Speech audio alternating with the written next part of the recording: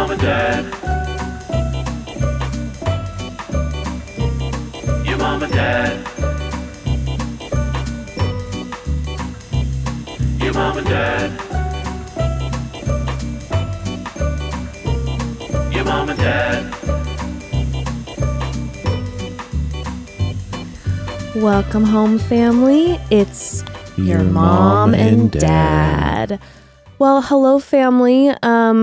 I honestly don't really know how to start this or what to say. I'm sure you all know that right after we recorded actually our episode last week, fires broke out in Los Angeles, and not just fires, the most devastating fires we've ever had here, I think, all over LA. And first, I just wanted to say, family, thank you so much. The amount of messages that we got with people, members of the family checking in and making sure we were okay, it meant so much. We evacuated on Wednesday, grabbed a couple of our friends too who needed to evacuate, and we left on Wednesday, and we just got back home. And we are safe, and we are so grateful. Our home is safe, our studio is safe, but thousands and thousands of people lost everything, including a lot of people that we love and care about, families also from Ember School and theater, and it's devastating. I don't know what to say. I mentioned in our Insta stories a couple days ago that if you are not in Los Angeles, or if you do live in the area, or if you're like us, who, we still have our things and our belongings, there are many ways, and I'll try to remember to put it in the episode notes, a link of places where you can send monetary donations. There are plenty of places right now where you can donate. We're going to be donating a bunch of clothes, air filters in Pasadena. There are a lot of places right now that you can send in a bunch of things to donate. You can also physically help a lot of places. All of our proceeds financially from today's episode, from the views, from the ads, that money is going to be going to some local families who lost everything.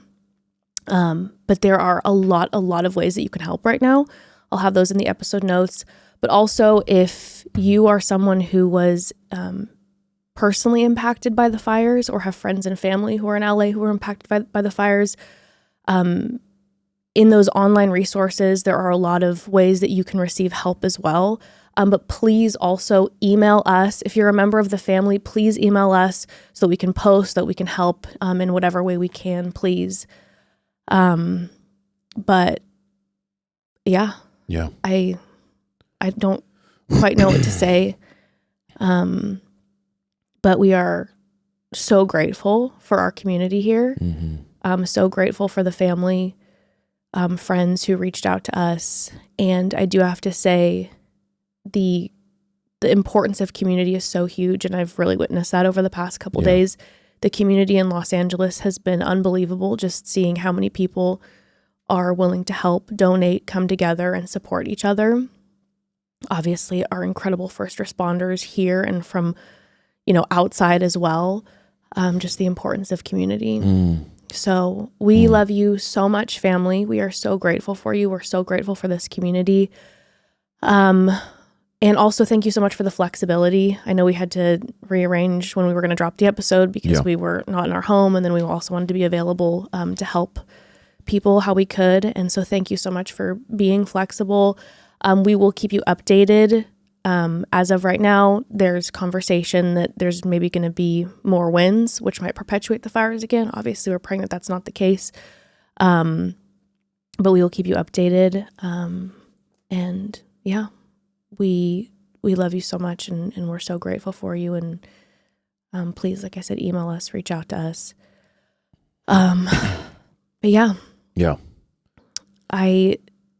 There's not really a easy way to transition. I feel a little, it's overwhelming. There's not an easy way to transition, but I do have to say that we did receive a lot of DMs and messages from people who actually live in Los Angeles who are saying that they were very much looking forward to us dropping our Traitors recap episode so that they could have just a couple hours of peace listening to us ramble on. And so that's what we're going to do here today. Yeah. We don't want to just ignore what's going on. What we hope to do today is to just offer a moment of, a couple hours of reprieve while we go over some silly reality TV. I think that's something that Evan and I have always felt really passionately about, specifically with this podcast, is that we want to just be a safe space for you all, for the community, that regardless of what's going on, whether you're struggling personally when these tragedies occur, that we can kind of be that moment of peace, of reprieve, and have these kind of ridiculous conversations, but that we can maybe take a deep breath for a moment together. So we hope to offer that to you all today. Yeah. And we just love you I love so you much. So Traitors it is. Yeah. We're going to be talking Traitors. And also, just so you know, schedule-wise, obviously, because of everything, the schedule's been a little bit all over the place. But as of right now, our plan is we obviously have the recap of the Traitors episodes today, but we will have Cast Bios Part 1 coming out on Friday.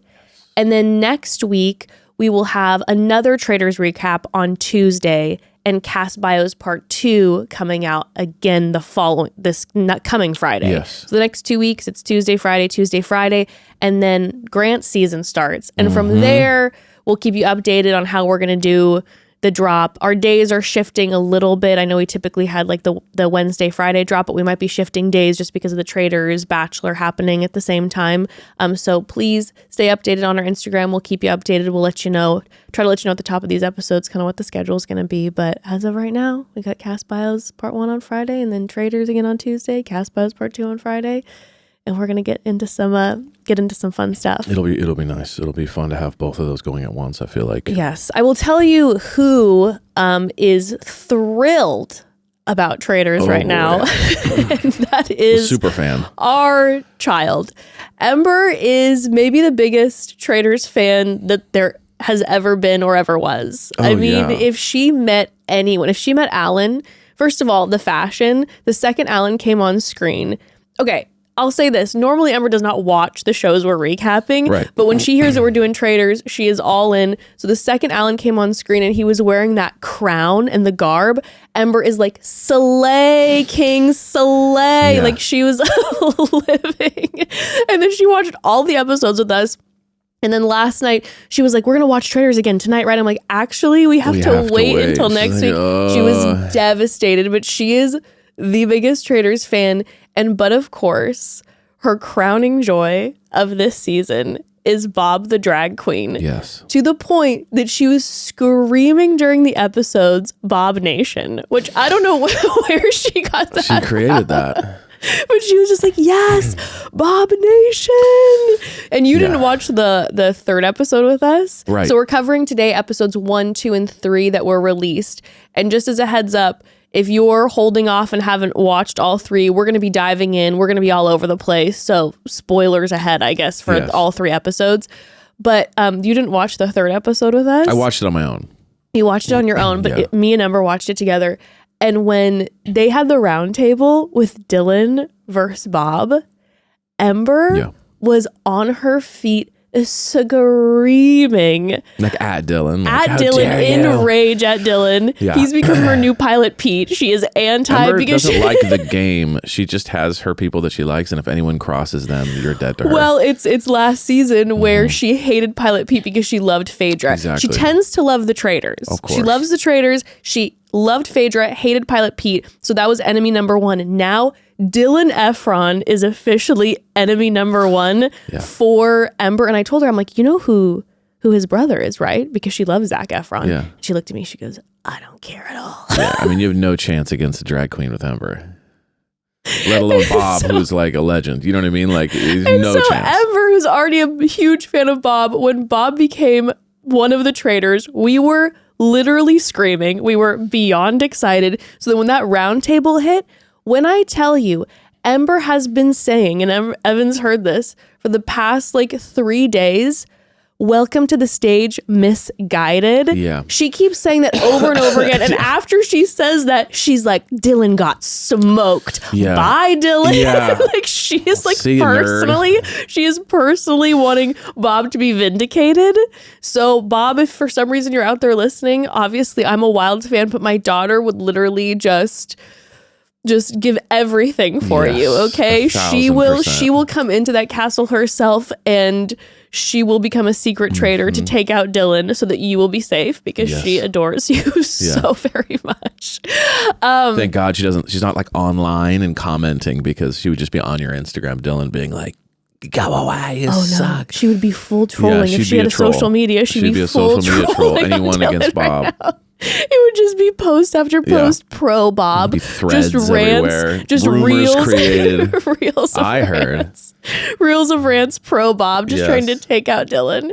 I say we just get right into this. Absolutely. I say we just get right in. Grip and rip. But first, we do have to take a quick pause, family. So one thing that can be said about Traitors is that, again, the fashion. The fashion is just Immaculate. on point. Some of the cast shows up and shows out. Of course, there is Alan. Wow, wow, wow. Bob is bringing the fashion, okay? Well, when I think of a place where you can get top-notch chic fashion that is absolute quality, and on top of that, amazing prices, I immediately think of Quince. Quince is where I got a lot of gifts for my family this year because their pieces are so stunning and they last, and my family was absolutely thrilled. I love it for myself, but I'll tell you what, about 100 years ago, I used to be a wardrobe stylist. And if Quince was around when I was a wardrobe stylist, it is where I'd be shopping for clothes for my clients. Truly. And, first and foremost, I'd be getting Quince's cozy Mongolian cashmere sweaters for them from $50. I treasure mine. They also have incredible activewear. Their moisture wicking bras and leggings are designed to move with you during your workout. They are a 10 out of 10. Yeah, and all Quince pieces are priced 50 to 80% less than similar brands. It's wild, I'm telling you. They're able to do that by partnering directly with top factories and cutting out the cost of the middleman and passing the savings on to you. Quince only works with factories that use safe, ethical, and responsible manufacturing practices. And of course, they use premium fabrics and finishes for that luxury feel in every single piece. Go on their website to browse what an unreal selection that they have. Jewelry, purses. I'm currently very into their trouser selection. The European linen goes with everything. It's so chic. They are simply the best, and with those prices too. Wow, you cannot get better. Upgrade your closet this year without the upgraded price tag. Go to quince.com/momdad for 365-day returns plus free shipping on your order. That's QUINCE.com/momdad to get free shipping and 365-day returns. Quince.com/momdad. Okay, shall we dive into Traitors episodes 1, episodes 1, 2, and 3. Yeah. I wrote them in one of Ember's notebooks, my notes in one of Ember's notebooks, so excuse the sound of rustling. Parchment.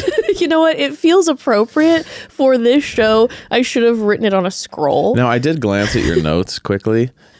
You kind of write like it's very nice, but at the same time, and I know it's because your eyes.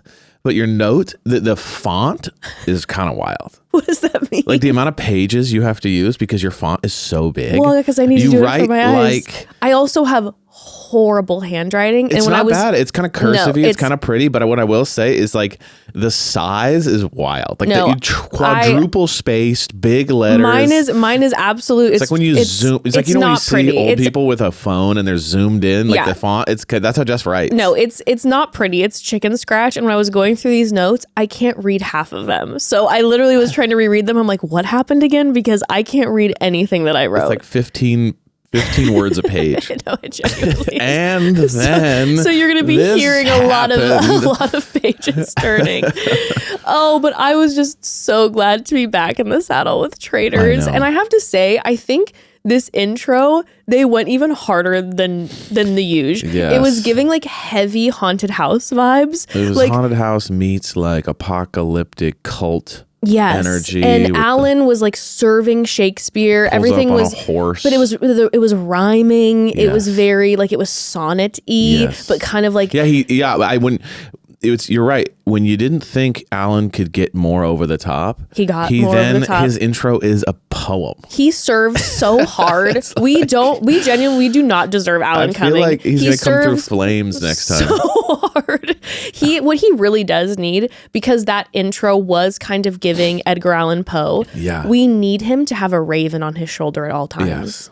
Like, that's what we need next season. Mm-hmm. They need to hire a handler so that he can always either have like a falcon or a raven. I feel like a raven goes more on his shoulder at all times. And sometimes the raven will speak for him. Like, every once in a while, the raven will deliver a word and just like give chills to the contestants. I think they should do ravens in general. Like, you know how they like deliver messages to the cast and stuff. But I also kind of see Alan as it'd be cool if he was like, you know, the lady in Home Alone 2, the one in the park with all the birds on him. Oh, like he should be in the forest, and then like they're like, what is that? And then he turns around and he's just covered in birds.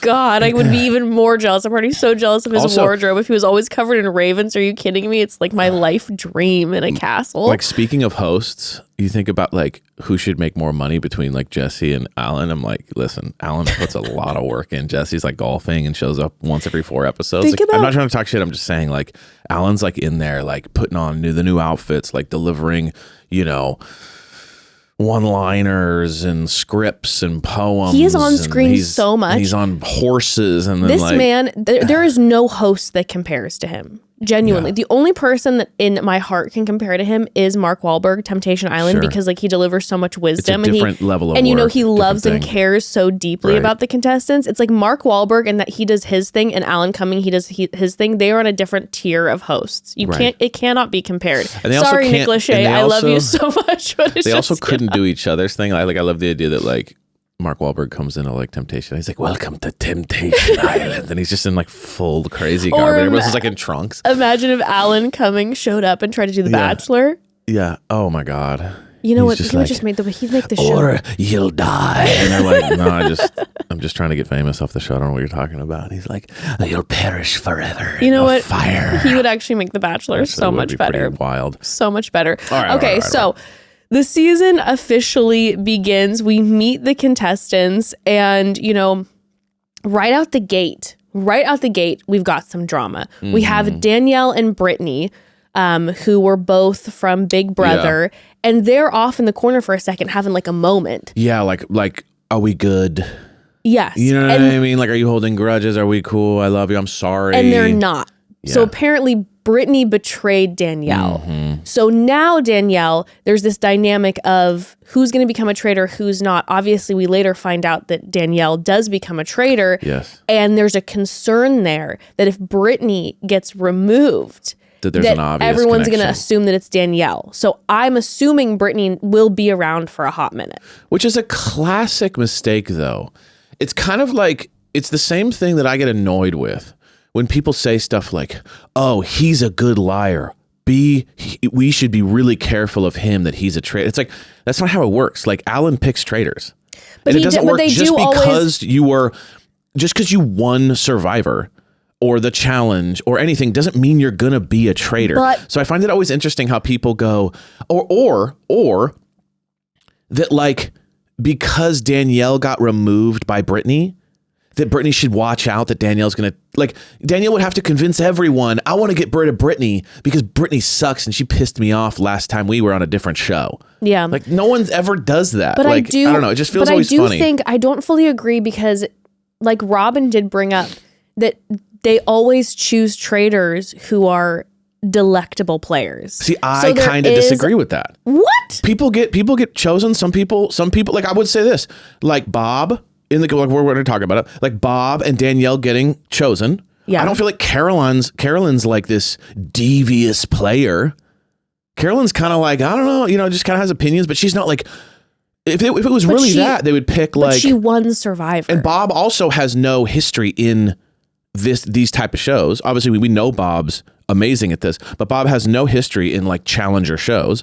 So it's a little bit like. Okay, but what I'll tell you this. and this is just a fact, everybody. No, I know you're going to say But I'm that just saying, Drag Race is gnarly, but I'm Drag just Race saying is the hardest. I believe Drag Race is the hardest competition show on the planet. I agree, but it's not a like setup. It's not people deceptive. deception. I understand it's just that, but it skill-based. is the hardest, I believe, the hardest reality TV show. So when you're used to being on the most challenging reality TV show Right. on the planet, where you have to do everything. No, I agree. You don't have to argue. Yeah, I get it. I'm just saying, I don't like when people say these random like non-facts about like, oh, this person's devious in their ex shows, so they're a traitor. You know what I mean? Just stuff like that where it's like there's no precedent for just like that. So it's just a weird thing. You have to come in kind of fresh and go, everyone's an option. Okay, well, someone who comes in that they have a big surprise right out the gate, who is a massive player, is that we start this whole thing, they're out front, and somebody comes up cloaked, hooded, masked, and they're like, hey, there's someone behind this mask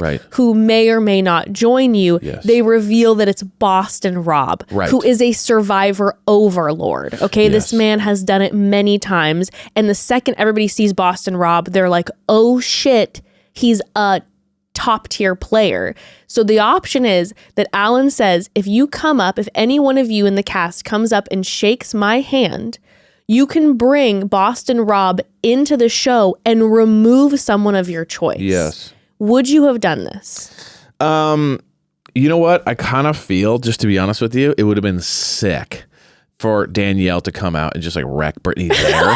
because what's so good about that is it's like you get your revenge and you get it out of the way so that no one is suspecting if Brittany gets taken out that you're a traitor. Exactly. Also, yeah, because the traitors haven't been cast yet. It would have been amazing for her to just wreck her right then and there. Also, I was this hoping. is no offense to Brittany, but like kind of a nothing on the show. So like, at least also so far, like very, her big contribution at one point was like telling Rob that like, we need to find these traitors. And I was like, okay.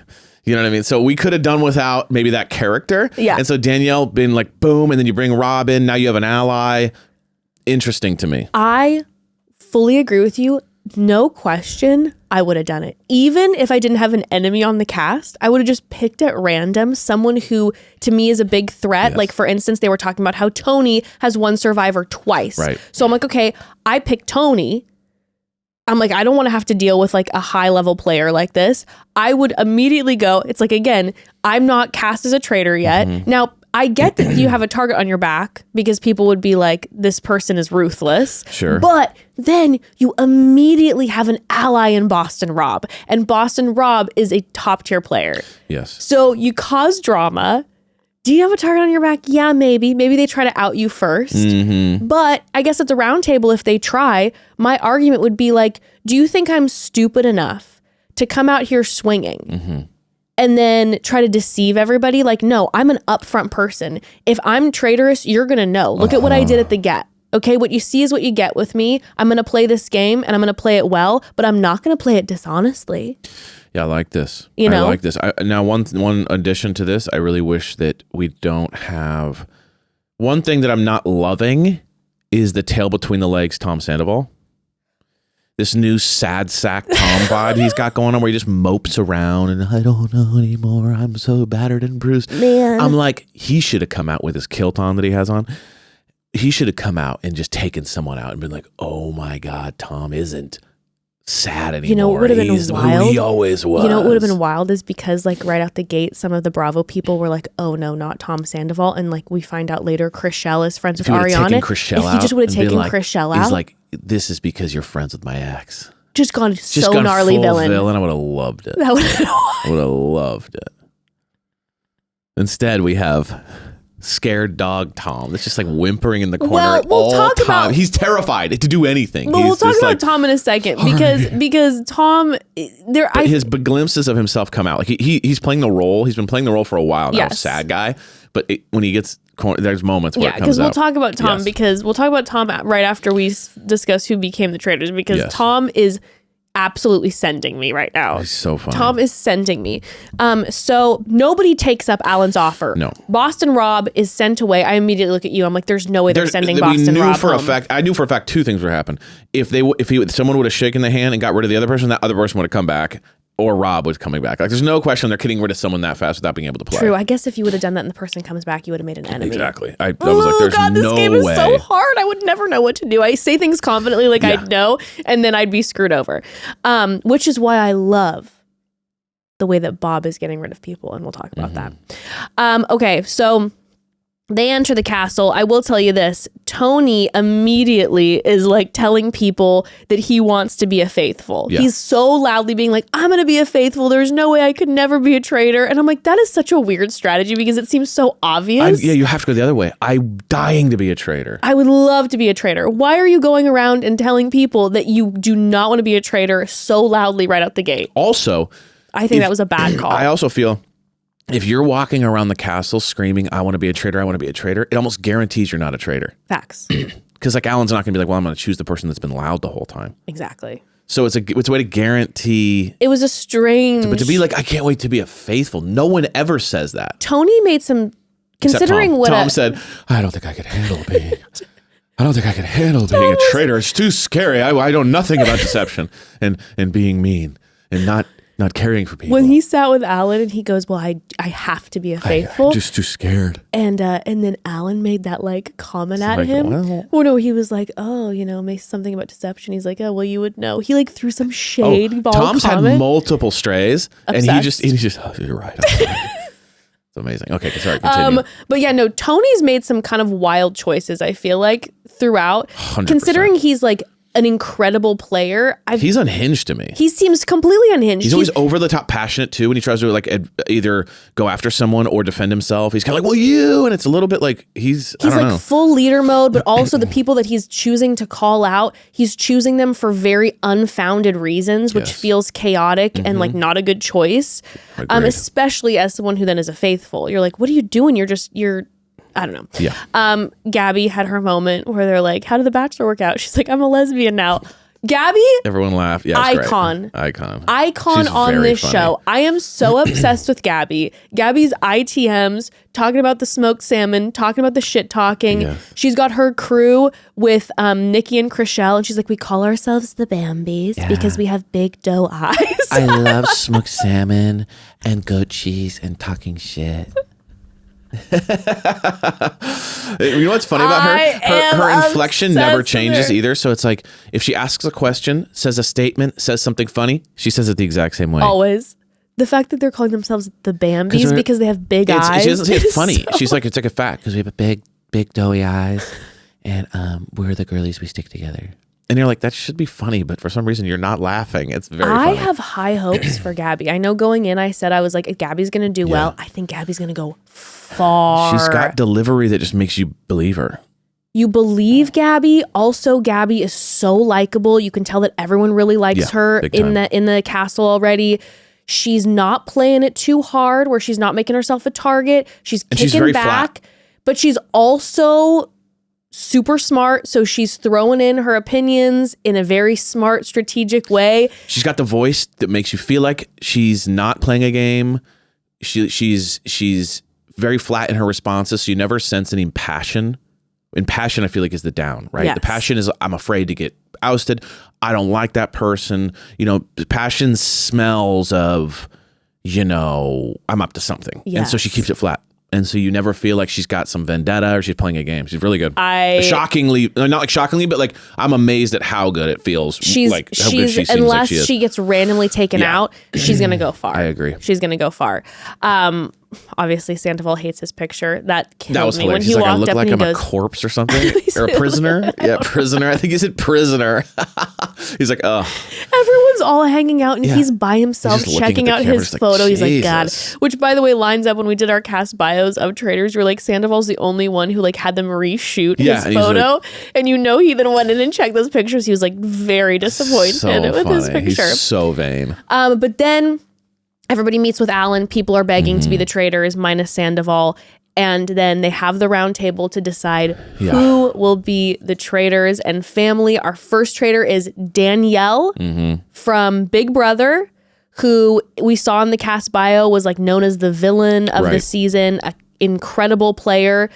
Second, we have Carolyn, who won Survivor, who absolutely cracks me up. Carolyn Dude, is so and everything's wild. like, Carolyn, I love the way Carolyn talks. And she's like, I cannot believe that I am a traitor right now. Yeah. This is crazy. Yeah, it's so over the top.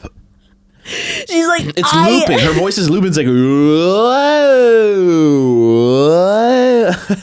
She's a character. She is a character. She looks like 1988 Sunset Strip leather vibes. Dude, so hot, so sexy. She's giving Roxy in the 1980s, like dated some super famous rock star. And she's just smoking hot and is just like, I don't know, man. I'm going to try this traitor thing out. And I don't know if they suspect me or not. Yeah. It's epic. And her eyes are like so big, doing it. Whoa. She's a character. And the final traitor position for the moment is given to Bob the drag queen. Yeah, that was awesome. Bob, that was super smart. Bob the drag queen, which again, I was absolutely losing my mind. Right. And I felt so validated in saying that Bob would absolutely crush because Bob is slaying this game. Minus enemy number 1 with Dylan, who we will discuss. Right. But we got to take another quick pause before we keep diving in. Family, I am curious if any of these cast members brought any of their pets with them. Like, did anyone bring their cute kitty along, right? If so, I'd imagine being in that solo room with kitty litter might get a little bit stinky, but not so if they are using pretty litter. My dad, the Cat King, has declared it's so, and I can tell you firsthand, when we go over to his house, I do not smell any litter. I just smell the cookies that he's made because he uses pretty litter. It's just the best. Pretty litter's non-clumping formula traps odor so well, and it traps moisture as well. It's ultra absorbent. Also, it's lightweight, low dust, and 1 6-pound bag works for up to a month, which is so convenient, and it saves you space. Yeah, and since Pretty Litter ships free right to your door, you never run out. You don't have this huge kitty litter bags taking up space. You don't have to go out in the cold and lug those huge tubs from a store to your car and into your house. So annoying. And the biggest thing to me, Pretty Litter gives you peace of mind. It changes color to indicate early signs of potential illnesses in your cat, like urinary tract infections, kidney issues, and more. I will tell you from observing my dad's cats over the years, it is clear that Pretty Litter is just the tops, the odor trapping, the low dust, so there aren't kitty prints left everywhere, the peace of mind. Pretty Litter is pretty amazing, everybody. Go to prettylitter.com/momdad to save 20% on your first order and get a free cat toy. That's prettylitter.com/momdad to save 20% on your first order and get a free cat toy. prettylitter.com/momdad. Terms and conditions apply. See site for details. Okay, so after the traitors are chosen by Alan, this is where Sandoval goes full Sandoval, okay? He rips his eye mask off first, and the way that he stares... the way he stares at everyone is crazy. He's just like this... You know what it is? Full Sherlock. You can't teach weird. Like, certain people are just weird. He's a weird guy. Even to the fact where later on... What is that supposed to mean, man? Yeah. Hey, dude. You know, I can't remember who he talks to later. It's like in the second or third episode. Yeah. Don't know if it was Robin or one of the other housewives or something, but they're talking and he says, like, we need to watch everybody. Yeah. And she goes, but not you, because you do it in a creepy way. Yeah. And you could not be weirder in the way that he did this. He thought, like, no joke, Tom Sandoval has so much ego. He thinks he works for the CIA and that he's a trained assassin who is trained in the art of like analyzing facial expressions. Oh, completely. Because even to have the ego to like tear off your thing and then mean mug and stare at everyone's eyes and be like, I can tell what's going on. And what's so great is just the following what happens with how wrong he is. It's epic. No, not just wrong.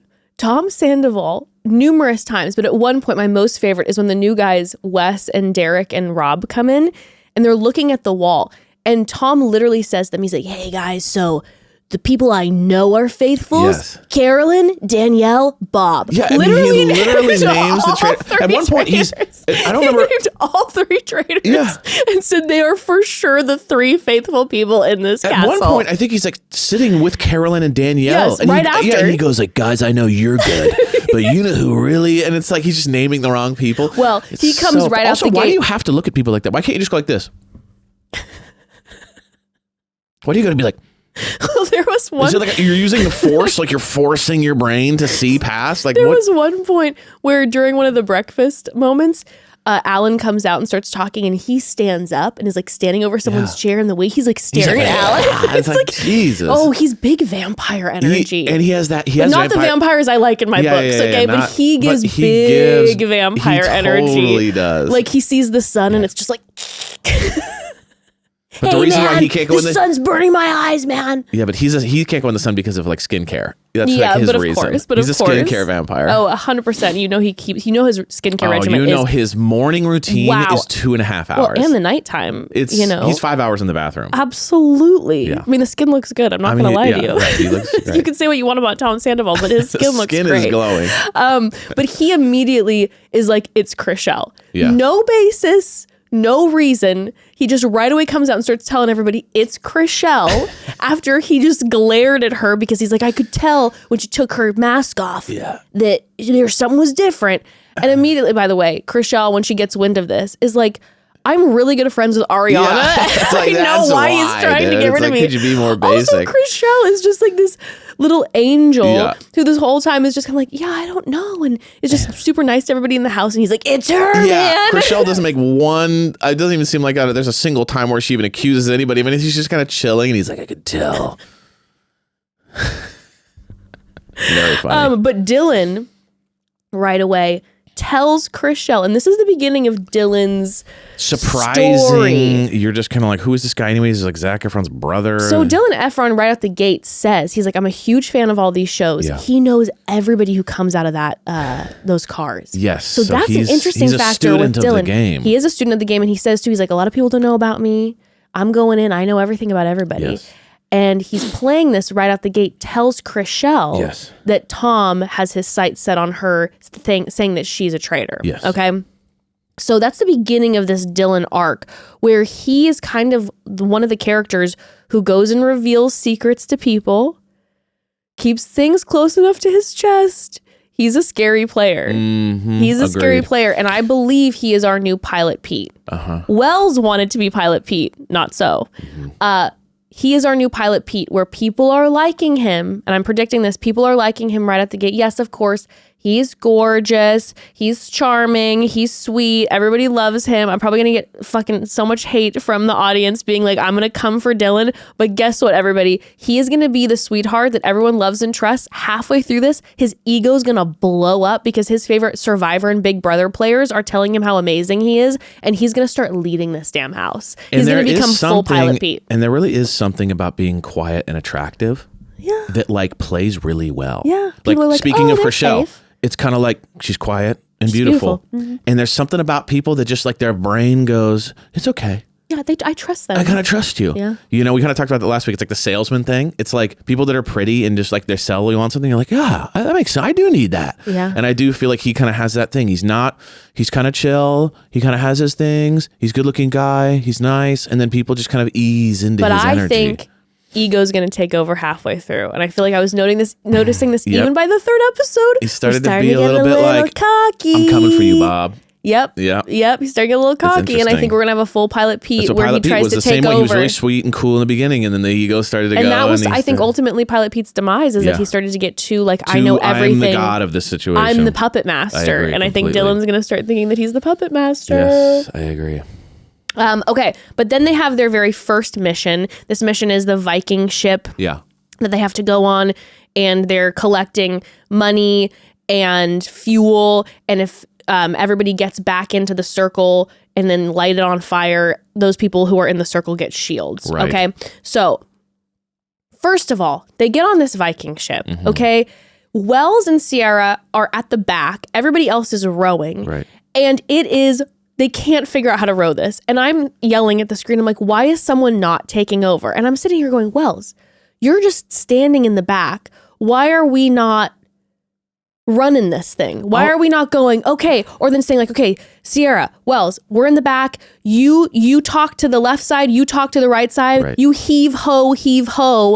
All these Viking Just like ships. Bob did. Bob immediately was like, here's how this works. I say heave, you say ho. We go back and forth, back and forth. Everybody, Locked it in immediately. Also, just a side comment. Didn't love that Wells was letting like 65-year-old women like be the ones on the thing. He's just like in the back going, come on, guys. It's like, you're kind of like a young, strong guy. And like Dorinda's like 60 or 55, like heaving. And it was just a little bit like, hey man, like, don't you think you should get on one of those paddles and let someone else just kind of hang out up top? A little weird to me. And if you're not going to help run the ship, you know, these Viking boats, they normally used to have this person at the front with a drum going, don't to like know what. If they told everyone where to sit, no, then that is what it is. But if it was volunteering, it was kind of funny to see him just like standing at the back, hanging out while and it's chaos. older women are just heaving. Bob comes in and is like, I'm taking care of this. Yeah. Family, listen up to me immediately, okay? You will never hear about the end. You will never hear the end about it Jess with Bob. is such a super fan. I am Just such know, a super fan. Bias is real. It's okay. And I love Bob too, but I might, depending on how these episodes go, I might have to kick back. Who knows? I'm not suspecting it. Just know that like you're getting more of a true thing here when it comes to Bob here. Like I love Bob so far, but just know that like there is a little bit of like bias over here. Bob is absolute perfection in every single way. But of course, Bob's the one then who was like, hey, everybody who stood up and was the leader. By the way, I told you, I said, Bob's going to come in and be a leader. And Bob is the one who's the reason why that boat ended up moving was because my only of Bob. concern is, Bob is a massive leader right now. And sometimes that can bite you. So we'll see how this shakes out. I know. Okay. But then what they ended up finding out is that they're having to sacrifice 2 people along the way per station to get fuel, to get money. And so the first people who right away hop out, Robin sacrifices herself and Ayan sacrifices herself. Now, in the midst of this. Wait, wasn't it Robin and Dorinda the first ones? No, that's second. Oh, Dorinda second. and Dolores. Okay. But first Robin and Chanel sacrifice. In the midst of this, we have an unsavory character, family. Lord Iva? Yeah. He's got to go. Yeah. Okay? Lord Iva. Is it Ivar? It says Ivar, but everyone says Iva. Okay, so I think it's Lord Iva. Yeah. He's got to go. Lord Iva He's from a different generation, is that guy. the worst, okay? He's like, we need men who are strong on this boat.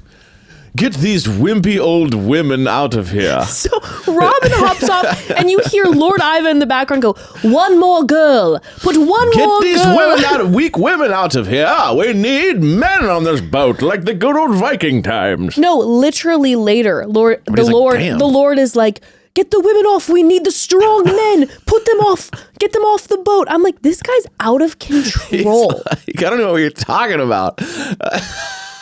I was like, what is happening? Everyone's like, damn. And then even later, too, when he's like discussing things with Dorinda, and he's like, women. Make me a sandwich. Why are you talking strategy with a man? This is absurd. I wouldn't dare invite you to the smoking room where men discuss politics and strategy. What are you doing in here? Causing a ruckus? Oh. Yeah, he's definitely like trying to like not. Like he's definitely like just unaware. Oh, that like after all those moments when later in the round table, and Bob nominates Lord Iva because they're like, I can just tell you one thing: never trust a royal. And I was like, woo! Yeah, like, that was wild. Yeah, and he's like, how dare you make an assumption of me? These women already do it.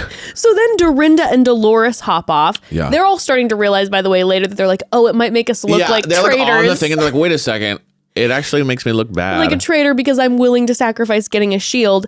But then Bob, being the absolute god Bob is, in the next point, smart, has a two-part thing. And they discuss this in their ITM where they're like, part of me was really upset and part of me was like, oh, this makes me look good. Work, yeah. And so Bob then proclaimed to everyone, this is out of control. Right. Why are there no men getting on this damn boat? And you're perfect. allowing all these women to make the sacrifice. So Bob hops off, and then when none of the men will volunteer themselves, Bob is like going off on them and is like, get a man on this. And Bob was being just a god. Okay. And so you have Bob standing up for the women, which we live and love. But then also Bob's like, well, makes me look good. Makes me look good. And Danielle did the same thing. She's kind of like, fine. And she almost like, she went to the brink of tears, like shaky voice. Fine, none of you guys are going to stand up. I'll just do it. This is ridiculous. I can't believe you guys. Get out of here. I don't want to look at any of you. On the thing and they're both like fist bump almost. Like that was but sweet. At the moment, they don't know that they're both traitors. Right. So that was iconic. That's true. That they were both sitting on that thing together and they were both sad, like standing up for the people. Because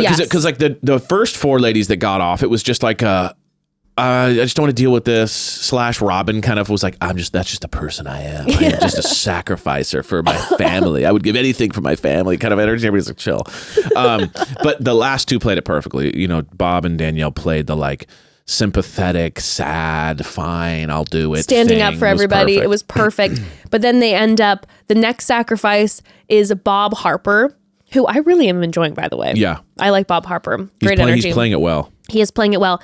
And then Sam, Britney Spears' ex. Yes. He's like, I got to do this. I got to make myself look good. Yeah, he's like, I don't know what to do here. I don't even know how I got here. Yeah, he, by the way, we see nothing of him in these episodes. He's like, the only thing he says, which is really funny, at one point, I think Wells accuses him of possibly being a traitor. And he and this is so funny because he's so bad at this game that he goes, dude, you accused me of being a traitor. No one thinks I'm a traitor. Yeah, he's like, everyone's forgotten that I'm here. He's like, are you kidding me? There's no way I could be a traitor. No one thinks I'm a traitor, which is so honestly not a traitor thing to say that it really is almost like, yeah, it's true. Like, you're so bad at playing this. Sam is not a traitor. But while this is all happening, there is such a realization of the energy of this group. Yes. This is a boys' club, Evan. Big These time. men, I was enraged and distraught. And you know who I'm really disappointed in? Huh. Dylan. He's just it's my kind of enemy. true. He didn't really get off. I'm a little bit like, I thought Dylan would hop off. No. These men were just sitting there going like, nope, we're not willing to sacrifice our shields at all. And we continue to see this behavior when they did the creepy circus clown room thing where nobody is willing to take the hit except for these few people who are down to sacrifice right out the gate. All these men are just like, nah, don't feel like doing it. Don't want to lose my position. And I'm like, yuck. Don't love that. Don't love it. Don't live for it. Don't love it. No. So then what ends up happening, though, is that they get to another station where they can make more money and no one will get off. Yes. And so they're sitting there debating, which is taking time. And there's all these people who have made sacrifices already.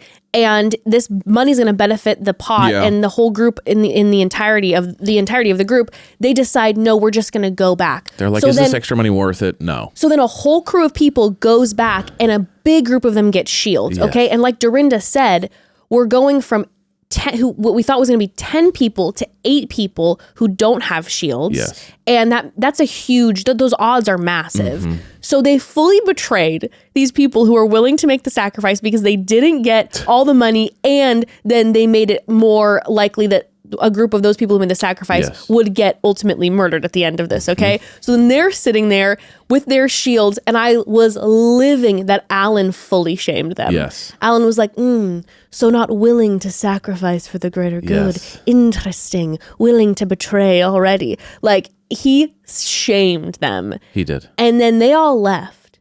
And these people were left on these floating boards for what looked like a long time, really cold in Scotland. Everyone else gets shipped back, starts eating without him. They don't even wait. Yeah. Bad moves. Right out the gate, chaotic, not family energy, bad moves. Not bad. Not family vibes at all. Not at all.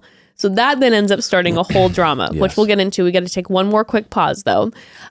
So family, I got to tell you, there was this one time that I had been signed up for a subscription service, and I won't mention which one it was, but I wanted to cancel it.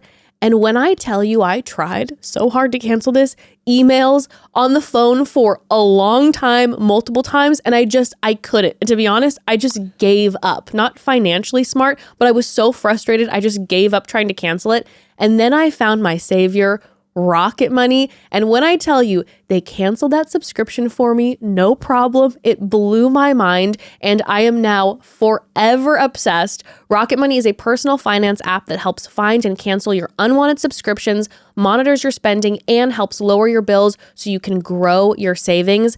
And I can't tell you how many times I would have forgotten about a monthly subscription service that I didn't need anymore and I kept paying for it if it wouldn't have been for Rocket Money showing it to me and canceling it for me. They're just the best. Yeah, we are a family that loves Rocket Money. You can see all your subscriptions in one place and know exactly where your money is going. And for the ones you don't want anymore, Rocket Money can help you cancel them, just like Jess said. Also, Rocket Money's dashboard gives you a clear view of your expenses across all your accounts, and you can easily create a personalized budget with custom categories to help keep your spending on track. See your monthly spending trends in each category to know exactly where your money is going. Get alerts if your bills increase in price, there's unusual spending activity, or if you're close to going over budget. And because they are simply the best, Rocket Money will even try to negotiate lower bills for you. Can you believe? This is incredible. They automatically scan your bills to find opportunities to save. Then you can ask them to negotiate for you. Rocket Money has over 5 million users and has saved a total of $500 million in canceled subscriptions, saving members up to $740 a year when using all of the app's premium features. They save us so much money every single year. We just love them. Cancel your unwanted subscriptions and reach your financial goals faster with Rocket Money. Go to rocketmoney.com/momdad today. That's rocketmoney.com/momdad. rocketmoney.com/momdad. Okay, so back to Traitors. So the crew that was sequestered on these wooden islands come back and they're like, what the hell is wrong with all of you? They're all feeling betrayed. They're all frustrated. Bob comes and is the god and the spokesperson and is like, hey, I'm sitting. And Bob walks in and is sitting down with everybody and is like, what the hell was that about? That was not cool. And then Dorinda is getting real frustrated. Dorinda's like, my housewife's coming out, right? Yeah. Well, I thought it was smart. Bob did a great thing because Bob comes in, runs back into the group of the people that were on the docks and goes, guys, get in here. Listen to this bullshit. They all come in and then he kind of bows out. Yes. So he kind of set the fire and then left. And then Dorinda took the bait and then became the one that was like talking. And the more she talked, the more it didn't look good. And then the more that people just kind of were aware of her. Yes. And I feel like ultimately led maybe to her demise, you know what I mean? Or at least led to her being and then on the chopping block for the Traitors later on. I just felt like putting her, like she just kind of took the whole like, I'm pissed for everyone. She was in housewife zone, exactly, right? And so she'll say what she wants to say and she's going off and everybody's like, oh my God, Dorinda's going off right now. And part of me was like, oh, family. Yeah. You have not seen Dorinda going off. This is not rage. This is mild this is Dorinda. Talking. This is Dorinda just having a little chit chat. Big time. This isn't Dorinda. You have no idea what Dorinda's capable of. But immediately Lord Iva is like, I don't like a woman speaking to me this way. What is this woman doing so loudly? And so Iva is like, she's a traitor. Yeah. Tom is like, she's a traitor. Everybody's now starting to say that she's a traitor, which again is so funny to me that it's like to assume because she's just pissed. Dorinda's mad because she went on the docks and that she's upset that she's a traitor. I'm like, everybody, that doesn't make funny. It doesn't make any sense to me. But then we have the first Traitors turret and Bob and Danielle are so excited to see each other because it's like, oh my God, we had our moment on the dock. We had no idea the other one was a traitor. And then Carolyn comes in. Yeah. And they're like, we didn't suspect Carolyn at all. Here's the issue. Immediately, we have contention in the Traitors turret. Yeah, the ladies aren't getting along. And Bob's smiling. He's like, I love drama. Yeah. Bob's like... Yeah. It was actually kind of shocking how quickly they kind of went at each other. Yes. It was a little bit like, dang, is there history here or something? Like, because it was immediately like Carolyn's like, that's a dumb idea. And then Danielle's like, well, give me a good, defend yourself. It was just kind of like immediately like, I couldn't tell what the vibe was. I couldn't tell. It was almost like Carolyn really had this view of herself that like, I know how this should go. Yes. It was just interesting how quickly they kind of went after each other. They were not on the same page at all. And Danielle and Bob are like, we should get rid of Dorinda. Yeah. And Carolyn's like, no, it's too obvious, but we do need to break up the housewives. And they were saying, well, we could frame Lord Iva because Lord Iva and Dorinda got into Sure. it. So we could frame, Carolyn's like, no, it's too obvious, da, da, da, da, da. So they were going back and forth. We didn't know exactly what their choice was going to be. As this is happening, though, we find out that Boston Rob is going to be joining the show. And not only that, he will now also be a traitor. So the traitors don't know that Boston Rob's coming in, that he's going to be a traitor. And not only that, in their next game, they're going to have Derek from Big Brother and Wes from The Challenge who will be joining.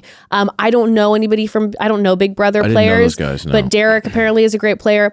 I do know Wes a little bit because back in the day, I would watch The Challenge here and there. And from what I remember of Wes, cutthroat player. Yeah, he seems smart.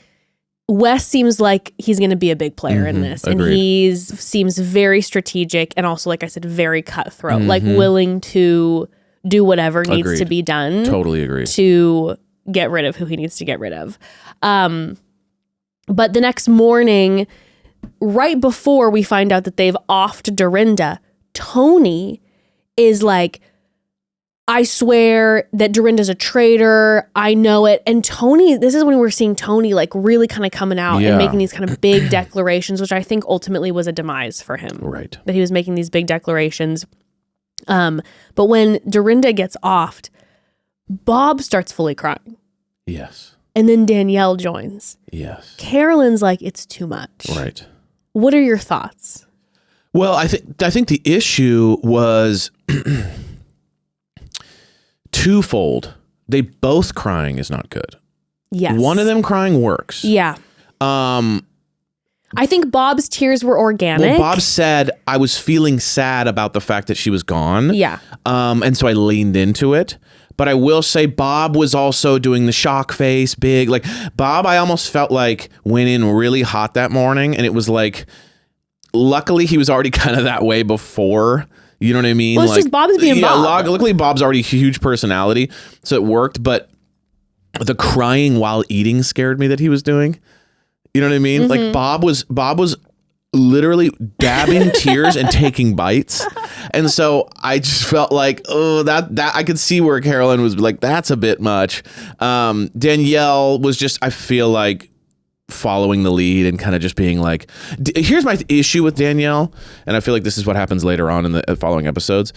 She gets really cocky about her ability to like act, so she starts getting really into like, I love the fact that no one suspects me, so I'm gonna play in that. Yeah. And now I feel like Danielle's fantastic. No, she's great, but I feel like she's starting to play a little fast and loose. It's a little bit like you're trying too hard to make this like a thing. Yeah. As opposed to going, cool, no one suspects me, let me lay low. Instead, she then starts to really turn up the like gameplay because I felt and like acting, and then all of a sudden it starts to bite her. I felt like the night on. before when they came home from being on the docks and Danielle just went and ate alone. Exactly. I thought that was a great Acted move. a little angry, a little frustrated. It was like, I don't want to see anybody. I want to do my own thing. I felt like that was a really good move. You know, in the following episode, she's like walking around like deviously, like talking to people, and then like, I needed a shield, and I don't know, I just feel like she starts getting a little too into her.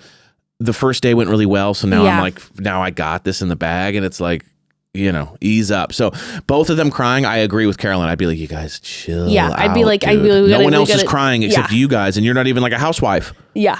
You don't even know her. Yeah, it'd be one thing if one of them was a housewife. Exactly, but the housewives are sitting there just going, yeah, we're gonna miss her, we love her, and they're too like, oh, I don't know.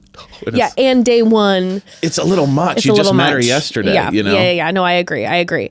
Well, right out the gate after this breakfast, Robin says that she feels sus about Wells. Robin is another Tom Sandoval. She's just nonsense. I mean, it's like every episode is her going, I know exactly what's going on. You know, and then so kills someone off. And then she's like, well, oops, back to it. There's always one of those. I did not suspect that from Robin. I'm surprised. Yeah. I thought Robin was going to be a little more like kicking it back and kind of watching everybody. Robin is like in leader mode. And Robin is like, I suspect Wells. I think it's really funny because I don't even, the suspicion of Wells is really random. It's like, he's just acting weird. It's like, and it's what? Like, what? It was out of nowhere. And then she sits down and she's just like, why'd you kill Dorinda? And he's like, what?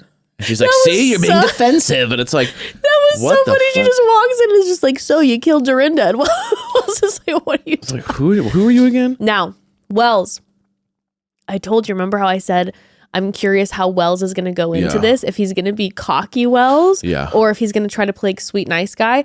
And I feel like he's trying to play nice middle Quiet. ground guy, Yeah. not like Mr. Cocky. Now it starts to shift when his when his potential lifeline is on the table and he starts acting different. And then his goodbye speech Yeah, it was epic. He was just like, so arrogant. It was so ridiculous. good job, you idiots. And everybody else is like, you know that everyone else just always leaves graciously and says, love you guys, it meant a lot to be here. You're wrong. But he's like, But now the whole Wells that's floating around the house. Right. Okay. It's floating around the house as they start then mission 2. And mission 2 is where they have the 3 new players in the 3 cages. Yeah. And the cast members are trying to find these coins. Right. And they can choose who they want to put, what coin they want to put in whose thing. Yeah. And if they get enough coins, that person gets released, and then they're able to give someone a shield. Right. So there are 3 shields that are available. And we also find out too, so the cast ends up crushing it. They get all the coins, all 3 players are released. They're going to join the game, and they have shields provided. Yeah. But we find out that they don't have to tell who they are giving the shields to. Right. They also are not going to be part of the vote where they're not going to get cast out yet. So they get to kind of just kick back and watch. Now everyone seemed to be trying to kiss Rob's ass because they gave him all the coins first, except of course for Bob, who was like, I'll give you a coin if you take off that fashion crime hat. Yes. I was like, Bob, don't make enemies with Boston Rob. Yeah. Boston Rob seems like he'll take his fashion personally for some reason. And I feel like Boston Rob, he's a scary character in this. But it does kind of ease the vibes. It's playful, You it's roast someone with fun. their fashion. It's like, okay, they're not trying to, It's playful, it's fun. But I'm just saying, Bob, watch out. Yeah. So then after this game, right before they have the round table, the new players are kind of commiserating. We find out that Derek and Danielle really like and respect each other. Yeah. Okay, they're both Big Brother players. He really admires her. And so immediately they have an alliance. Yeah. They bring up Brittany. So now he knows that she's nervous about like, I feel like if Brittany gets off, they're going to think that it's me. Derek's like, Danielle's an amazing player. So Derek seems like a really good player who trusts Danielle. So I think that just really benefited Danielle's run as a traitor to have Derek around. Agreed. Who's going to be like, speak for her. Then we have Jeremy talking to Bob, and they are saying, I think maybe it's Wells. So then Wells' name is continuing to get floated around, but then simultaneously Dylan and Wells are like, we think it's Robin. So the 2 names that we're getting floated a lot are Robin and Wells at this point. So they sit down for the round table. It is dead silence. Nobody is talking. Bob is the first, which was a wild choice to be the first one out the gate. And Bob says, this is a wild accusation. Don't have any evidence or proof of this, but I've heard the name Wells being floated around because the behavior's just been weird. Like you're different from since they announced who the traitors were going to be. And it was just him and Jeremy that had spoken about that quickly for a minute. Just briefly, okay? So then Robin then starts to agree and is like, yes, Wells has been acting super weird. He came for me when I said that it was a smart play to get rid of Dorinda, And then we have Tom Sandoval who comes out and is like, well, I took my mask off first, man, and Chriselle is acting real weird. Exactly. And Chriselle's like, I'm best friends with your ex. And he goes, everybody is, man. Yeah. He's like, I've gone through. But he's like, chill. But then Bob the drag queen. These are why I think Bob is such a top-notch player. Like, just the damn best. Is that Bob throws in these lines that are just so like solidifying to me of like faithful energy, where then Bob says, you know what? Even though I don't agree with Tom, I got to appreciate Tom for putting out a name just like me. I put out a name first, and it's really scary because all of you guys are just sitting here not saying anything. So even if I don't agree with Tom, it's hard to be the one. And that is such prime traitor energy. Like that's so smart to just be kind of like, hey, I'm going to acknowledge that. Hey, like we don't really know much yet. Nobody this wants is early to say days. anything. We just have to kind of throw some ideas out and see what happens. I'll be your sacrificial lamb energy. Yes. And then we have Dolores who says that it's Lord Iva. He came after Dorinda. Danielle then backs it up being like a housewife has to be a traitor. I'm between Robin or Dolores. And it then becomes kind of a Robin versus Wells showdown. Now, this is where it gets interesting. During the vote, this roundtable is pure chaos. Right. And I think this specific cast of people is chaos, Evan. Yes. It's chaos. There's like a couple people that are good players, and then the rest is just like just trying to survive. Now, I don't know if it's that they're not good players. It's just like the energy is just wildly chaotic. Now, I know, and maybe I'm just forgetting the first few episodes of the other seasons where the first few episodes are always harder. You're always kind of wondering what's going on. Because you're kind of like, I don't know these people yet, so I'm trying to guess. But this specific roundtable, these first two were so chaotic. And the votes were all over the place. So technically it became more of a Iva Wells Robin showdown. Yeah, because everyone's like, people are throwing out like Jeremy. Like Tom was like, sorry, I don't know what to do, Jeremy. I just like people are just saying like sorry half the time, like going, I don't want to be in a group. I don't want someone to come after me. Tom came for Chriselle and then voted for Jeremy. Yeah, he just and it was like what are you doing? But what was interesting is that a little side note is Ayan voted for Tony. This comes back later because then people, when Ayan gets axed, people start pointing the finger at Tony. Yes. Because that was random. Ayan was just like, what? Tony was the only, Ayan was the only person who randomly voted for Tony. Yeah. Okay.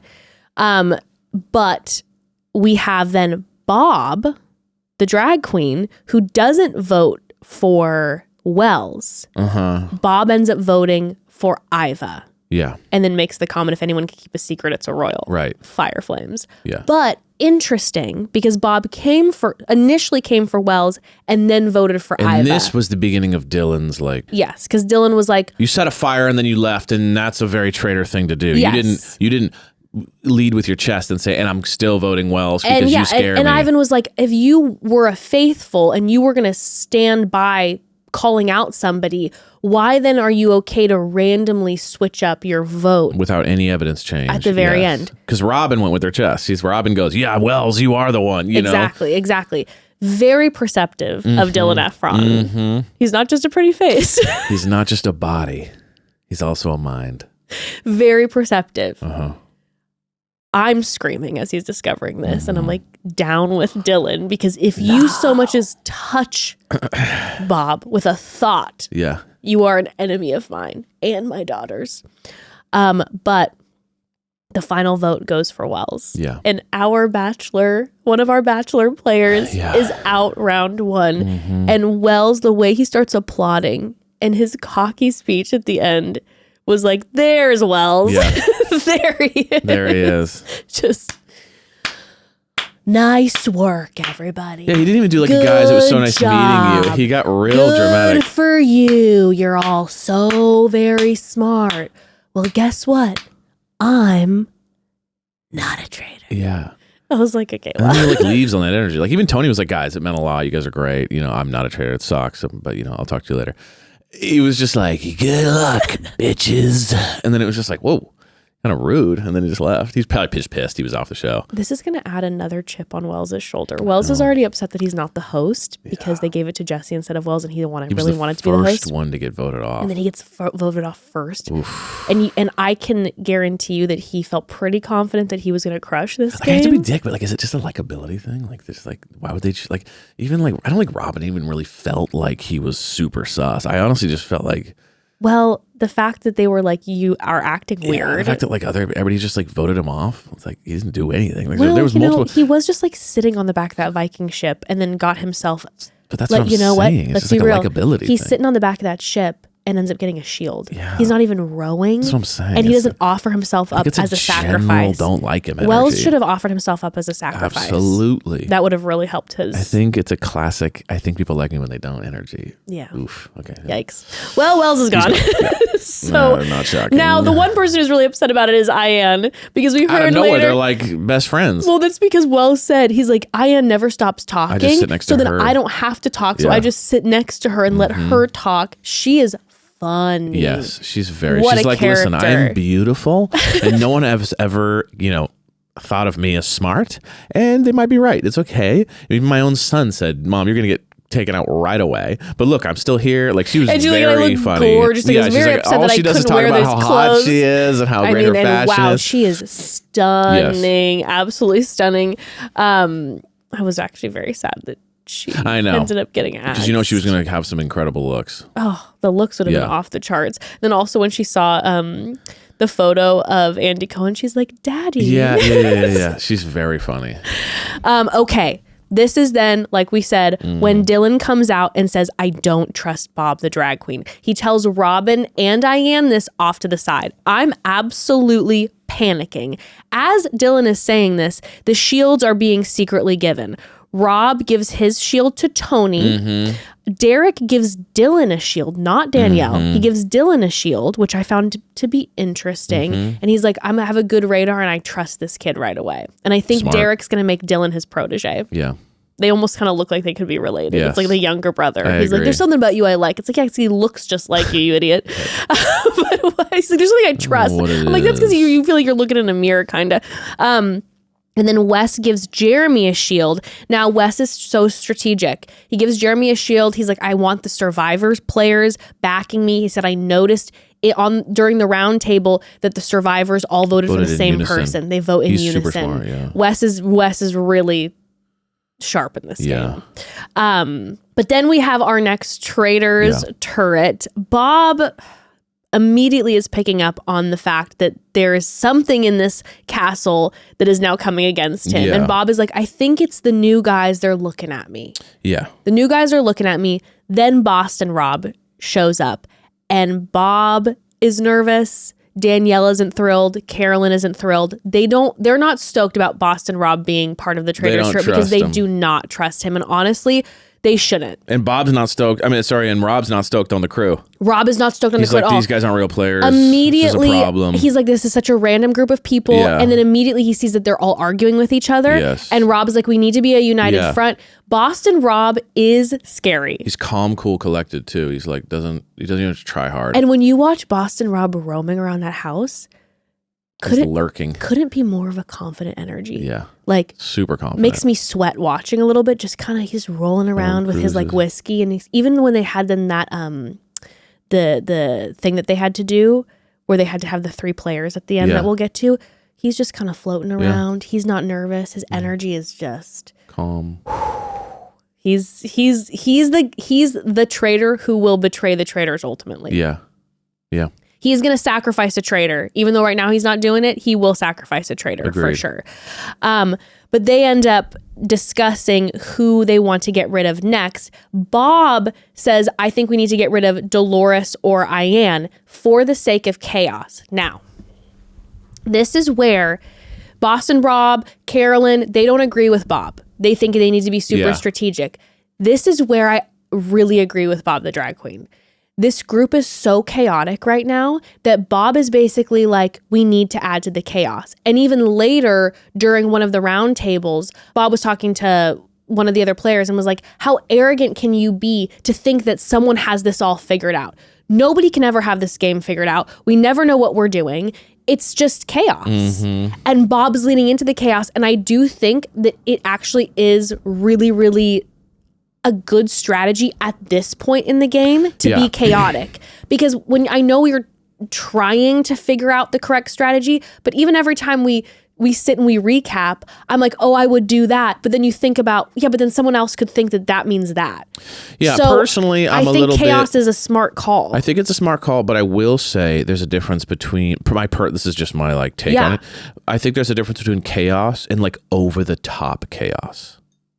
And I feel like Dorinda into Ion was over the top chaos to me, because Ion is like zero threat. You know what I mean? Like, I feel like you should knock someone off that's kind of like a character, but not someone who's like a 0%er. You know what I mean? Yeah. So for me, it was like maybe gone with someone like Tom or someone who's at least spoken up about something. But Ion's just sitting there, never even has an opinion about anything, and they get rid of her. It was a little bit like of a nothing burger, which reeked to me of like, but there is no more rhyme or reason. But if Dylan wouldn't have had any suspicion about Bob, that choice ended up leading to more chaos, and no fingers were pointed at other people. Right. It was like, what's going on? I think there is something to be said about like over the top chaos, like making chaotic decisions and then also adding to the chaos yourself. Right.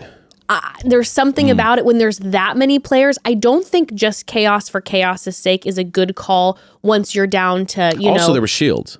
There were shields, yeah. So there's also that level of like, you're kind of, I always forget about the shields. Yeah. You're like, he has a shield. You're limited with the shields, but at the same time too, I think chaos is good until you get down to a certain amount of people and then you need to be super strategic. But I almost think there's something about if everyone's feathers are ruffled and they can't put 2 and 2 together because it doesn't make any sense. Yeah. It kind of adds to stress. No, I totally get it. And totally random choices. I just felt like Ion was so deep. It was deep, but it was just like the no blood, No, I hear you, but I don't know. I think that there's, because I felt like then in that following the Ion choice, the chaos was wild. Sure. I guess for me, Ion, it's like, that's 2 housewives.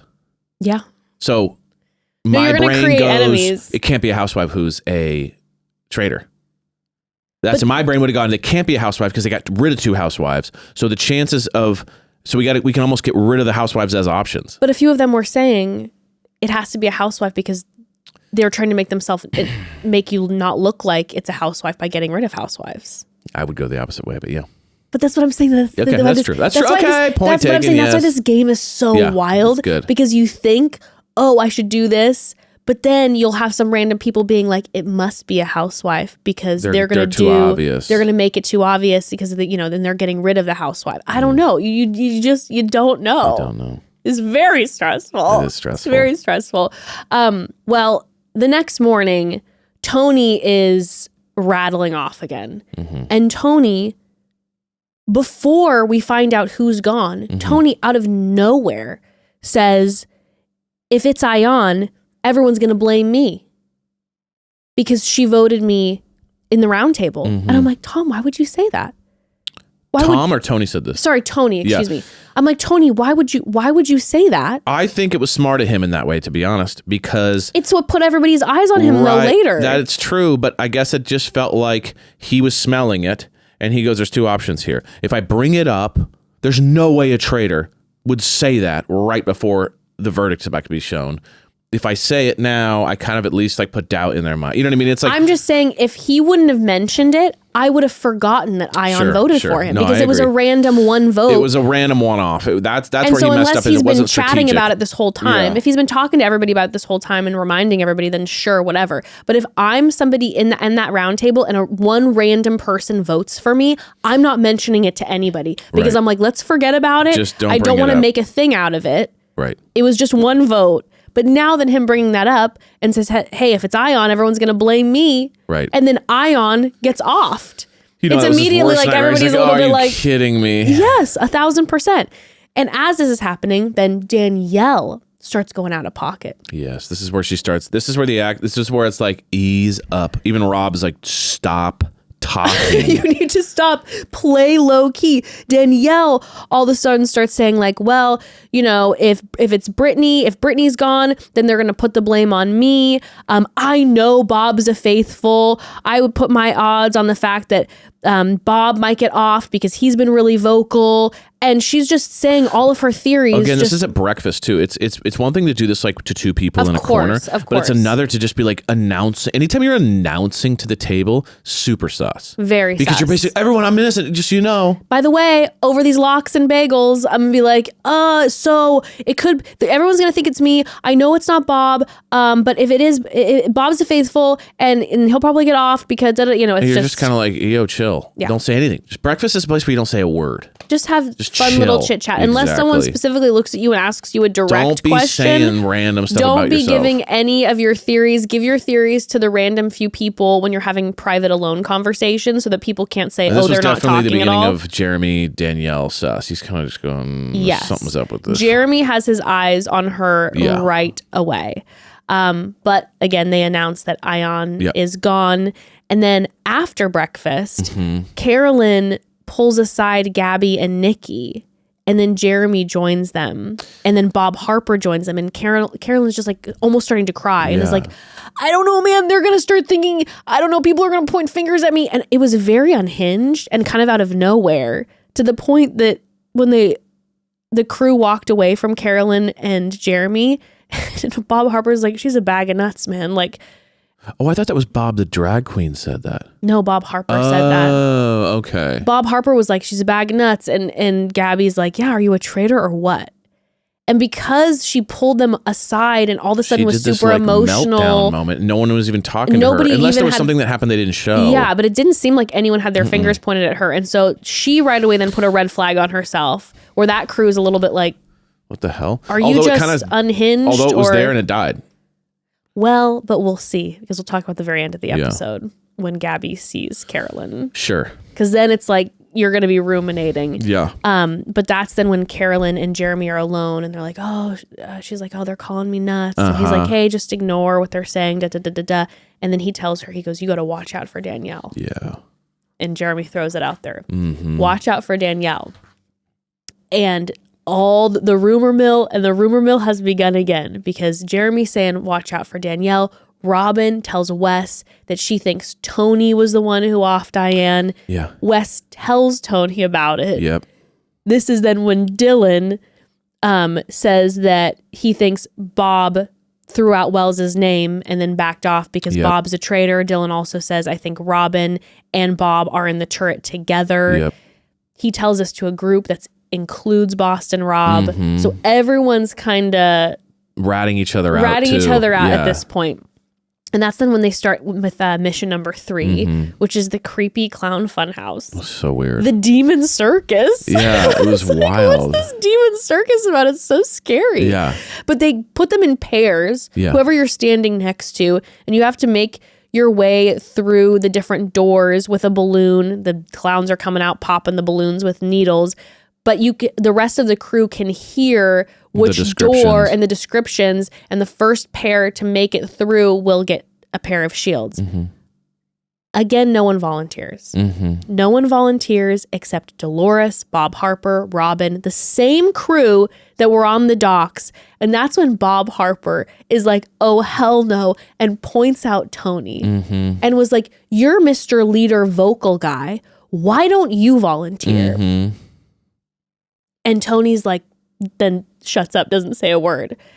And it's a good example of why, if you are going to be super vocal, you need to be someone who's then going to make a sacrifice for the team. Yes. Just like how Bob the drag queen is a leader and Steps super up. vocal, but Bob the drag queen always steps up. Yes. But Tony's trying to lead this crew, telling everybody what to do, making guesses about people's innocence and not, and then will not step up. It's kind of the likability thing like you were talking about. It's like, well, you're not making any friends here, so how come you're being the one who's loud and you're not offering to sacrifice yourself? Go first. Go first. I agree. Well, he ends up being like, fine, I'll do it. Yeah. And then Nikki go first. Now, explain to me this, Evan. Did Alan tell them that they had to just describe the door? I know. I don't know why they just go door number 2. Evan. Or why didn't every time someone just went in, they just chose the next door? So it was just obvious. Or I'm just saying, why not use a number? The third door. Why is Third it door like from the left? It's like yellow triangle at the bottom of the blue? This one only has 3 versus 2. Did Alan he must have Alan done say that. you can't do a number? No, but I bet like the producer said, hey, you can't describe which door it is. Because I was losing Yeah, it's like the stupidest way. And then Bob mind. Harper was like, I don't know, I got all the way to the end and I got lost. And I'm like, you guys. I would have gotten lost too, though, because hearing those descriptions, I was like, I wouldn't have been able to follow them. Red frame. Oh, everybody's like, I don't know. I wouldn't have been able to follow it. Yeah, agreed. And Boston Rob is like, these idiots aren't able to describe this. Like and I'm like, door number 2. they must have not been allowed to say the door number, because that's crazy. How do you not just say the door number? It doesn't make any sense. Yeah, they definitely must have said you can't describe from that. It's just description of the door. It doesn't make any sense. Well, it was so tough for them that Sierra and Wes are the final pair and they don't get it. So they don't win any money and there's no shields. Brutal. So now we also are coming off of mission 3, full failure. Tired. Energy is tight. Energy's low. This is where people are going to start getting... That's where the insecurity starts to rise. And this is where, as Bob, the drag queen, mentioned before, chaos will continue to ensue. Yes. So now we had a chaotic breakfast this morning. And now we didn't win. There's no shields. Craziness. Agreed. Okay. So after the mission, the rumor mill continues because Jeremy then tells Bob, the drag queen, that he thinks that Danielle is sus. He's like, what's with the crying to this energy? I don't get it. She's all over the place right now. Bob goes and finds Danielle in public, by the way. And Bob says, traitor to traitor out loud. I was like, Bob, shh. It was the only time that I was like, Bob, what are you doing? Don't say traitor to traitor out loud in like the bar area. But Bob is like, hey, Jeremy thinks you're suspicious. Carolyn walks in and Danielle says, have you heard from Jeremy to watch out for me? And Carolyn says, yeah. And I think beginning of the end for Carolyn. She's about to get ousted. Because even later, when they have to get rid, they would put 3 people on the chopping block, and Alan says one of them can be a traitor. Yeah. Bob the drag queen says, put Carolyn. Because if I'm Danielle and I hear that you know that the rumors are out that I'm suspicious and you haven't come and told me yet, I'm looking at you going, number one, we fight in the turret and now you don't have my back or you're not telling me, I'm suspicious of you. Yeah, should have Caroline lied there and said, no, I haven't heard anything. I think that that's a risky move because what if it ends up coming out that Jeremy, because then you're blatantly lying. But Jeremy wouldn't tell Danielle. True. Right? Jeremy wouldn't tell Danielle. He also told Caroline. So Caroline should be like, no, what's going on? Yeah. You know what I mean? But her going in and go, yeah, I did hear. It's like, now you look like someone who doesn't have her back. True. So Bob locked in the friendship. You're still on the outs. So yeah, that was interesting. I thought Caroline should have lied because it made her look sketchy. It did make her look sketchy. The Bambi crew, they've decided that Tony is sus. Yes. The Bambi crew from day one, they were like, we don't like Tony because on that Viking ship, Tony was yelling at everybody what to do and wouldn't get off. And that's when Gabby was like, this is like a man energy right now. And these men are not stepping up. It's a boys club. Correct. And so the Bambi crew is like, let's get Tony out. The Bambi crew is so funny. I love the Bambi crew. They're like, the girls stick together. Like just, we're friends and we're all cute and we're the cute girls. You know what I mean? Like that's what my favorite thing about it is. It's literally like, we're cute and we're friends. And that's literally the logic. We have big eyes, we're gorgeous, and we're friends. Sure, one of us could be a traitor, but we've decided that's not true. I love just the having crew. any sort of like friends is hilarious in the show because it's like anyone could be a traitor, and it's just like we're friends. We're besties because we're gonna go out after this because we all have big eyes. Yeah, we have big eyes, so I know we can trust each other. And you can trust someone with big eyes. It's very funny to me, although they're correct. They're all three faithful. So yeah, it just but makes they were me wrong. laugh. They are wrong about Tony. No, but it just makes me laugh that they can stick together. I'll just say this, shout out to the Bambi crew because the Bambi crew, though Tony was a faithful, Tony's a competitor. Yeah. You get rid of the competitors. So yeah, okay, maybe you didn't get the traitor, but you did get rid of a big competitor. And Gabby's definitely the leader of the plastics. You know what I mean? Totally. Like she's definitely like, we are the girls and I. She definitely gave them the name, the Bambis, and like the whole thing. Yeah. Gabby's running it. Okay, while Really this is funny. happening though, we have Wes, Dylan, and Jeremy. Yeah. This is where Dylan says, hey, I'm between Bob the drag queen and Robin, and I'm thinking at the round table, I'm going to bring up the fact that I'm between those two being traitors. Yes, Wes comes like in with some rookie move, bro. Pro-ass advice. Which was a very good advice because people do that all the time where they're like, prove to me why you're not. And then people will turn on them a lot of times. So smart of him to come in and Wes go, dude. Wes says, do not come in with 2 options. You go in and you go hard with one. And you're confident about one. Don't float 2. That was incredible advice to Dylan. But while this is happening, Jeremy is like, I think Dylan's shady as shit. Jeremy's like, wait a second, you're talking a lot. You have like out of nowhere, you have all these suspicions, and it's like. And Jeremy loves Bob. Yes. And Jeremy says Bob is for sure a faithful. Now, I want to side note this. Other than Dylan, everyone in that house, not everybody, but a lot of people in that house, you have heard vocalize, there's no way Bob the drag queen is And this is where a I traitor. think a lot of it has to do with likability as well. Correct. I actually think that if you were to step back honestly and look back, you're like, Bob talks a lot. Bob makes like big moves. Like you could totally say Bob's covering. Yes. You know what I mean? But Bob's so likable. Yes. That everyone's like, no way. Like, No. we don't want him to be a traitor almost. No, literally. So there's like, everybody 'cause loves people will Bob. illogically just be like, there's no way he's a traitor. Yeah. And it's a little bit like, well, I mean, I don't know. Like you can't say that about anybody. Everybody loves Bob, and it's the likability thing, and sure. They want early Bob on in to be game. around. Also, Bob is doing a great job of solidifying relationships. Yes. Bob is so personable and playful that it's like, okay, Bob's going to come in, be a playful, fun friend, also going to stand up for the underdogs. Yes. So Bob will be the leader to protect the underdogs. So everybody in that house, people don't want Bob to be the traitor. No. So therefore, you better have locked. Everybody in that house says Bob is a faithful. So Dylan's really the only one out here kind of swinging around that idea. So then Jeremy's like, hey, pulls Bob aside and is like, Bob, by the way, I was talking to Dylan. Dylan thinks that you're a traitor. And Bob's response killed me. Bob's He'll never use his tongue again. Bob's like, if that pretty boy's gonna come and try to torch me, like Dylan will not see tomorrow.